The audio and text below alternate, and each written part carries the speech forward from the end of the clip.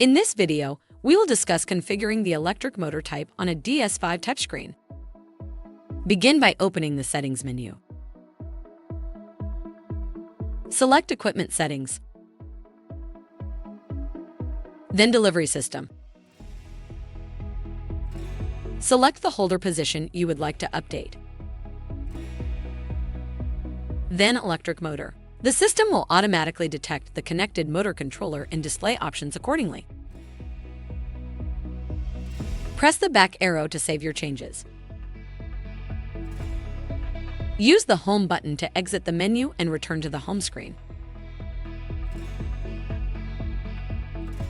If you have additional questions, please call customer service at 1-800-547-1883.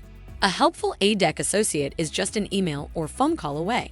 That's one thing you can always count on.